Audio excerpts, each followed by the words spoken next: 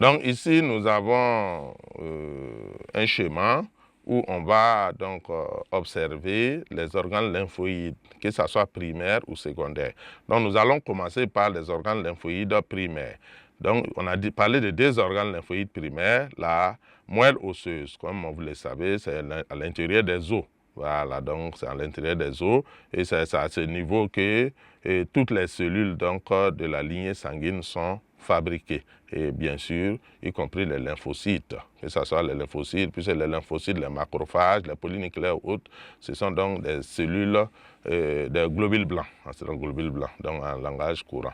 Donc vous avez bien sûr donc, la moelle osseuse qui se trouve donc, au milieu des os. Et vous avez aussi l'autre organe lymphoïde primaire, le thymus. Voilà, j'ai parlé du sternum.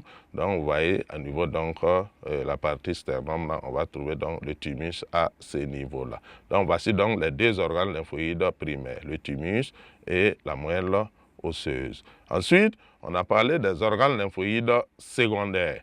Donc, les organes lymphoïdes secondaires, on a parlé des ganglions, notamment les ganglions lymphatiques. Donc, ce sont des lieux de regroupement des globules blancs, des lymphocytes et autres macrophages qui peuvent donc se regrouper pour monter la garde, pour défendre l'organisme. Donc, on a ici un ganglion, un exemple de ganglion lymphatique.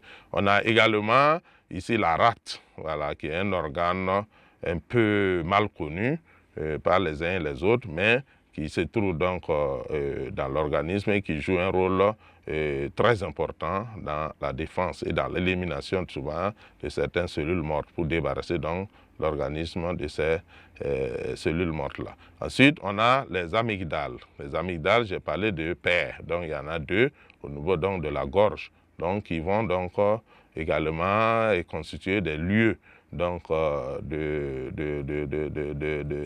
démarrage de la réponse du système immunitaire. Donc, bien sûr, à ce lieu également, on va retrouver des cellules du système immunitaire, notamment les lymphocytes et autres macrophages qui forcément travaillent ensemble pour défendre donc l'organisme. Donc, voilà ce qu'on peut dire pour le moment sur les organes lymphoïdes, que ce soit primaire ou secondaire. J'espère que vous avez bien suivi et je vous souhaite une bonne compréhension. Merci bien. Donc, en grand B, nous allons voir les cellules du système immunitaire.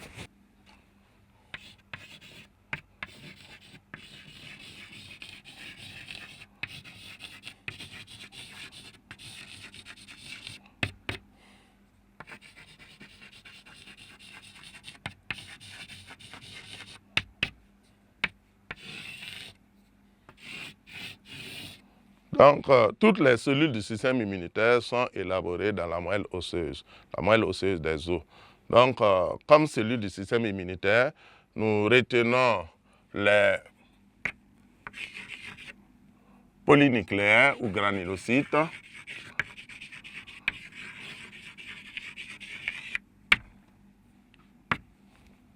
Nous avons les monocytes ou les macrophages, si vous voulez, d'abord. On a les macrophages.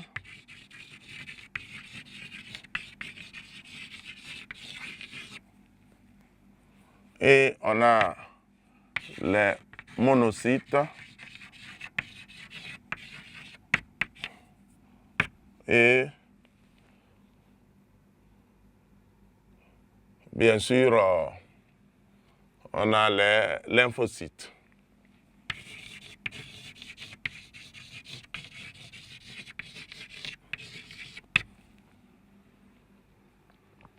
Donc, nous allons voir que les polynucléaires sont aussi appelés les granulocytes.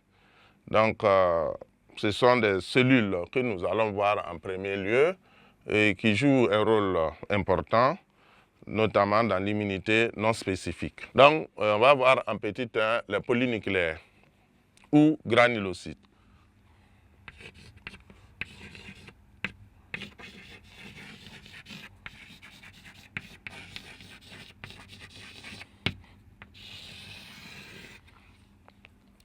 Donc, les polynucléaires sont des cellules, comme leur nom l'indique, qui, avant le développement de la microscopie, on croyait que les noyaux ils étaient constitués de plusieurs noyaux. Mais en réalité, c'est un seul noyau, mais ce noyau est plurilobé.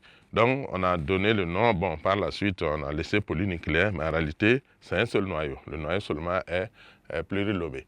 Donc, au niveau de ces polynucléaires, généralement, ce sont des cellules qui sont spécialisées dans la lutte contre les microbes en fonction donc des affinités. Ce qui fait que à ce niveau, on va retrouver des polynucléaires. Donc, on a 3 types.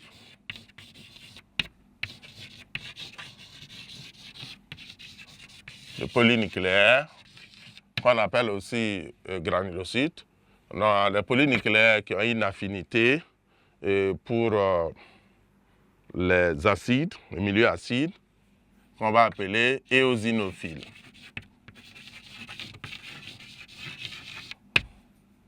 Donc, eux, ils ont une affinité pour les milieux acides. Donc, vous voyez que c'est un système aussi pour défendre l'organisme, même dans les territoires difficiles. Voilà, pour dire que le milieu acide, qui déjà généralement neutralise, les polynucléaires, non, et c'est leur préférence. Ils préfèrent un territoire où il y a le milieu acide. Donc, ça ne les neutralise pas, ça ne les empêche pas donc de défendre l'organisme en cas de nécessité.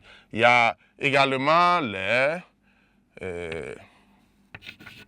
polynucléaires, donc, qu'on va qualifier donc de neutrophiles. Donc ici, c'est une question de pH. Donc ils peuvent évoluer en pH milieu où le pH est inférieur à 7, n'est-ce pas? Et donc ils aiment les milieux où le pH est neutre, donc pH égale à 7. Et ensuite, on a donc les basiophiles.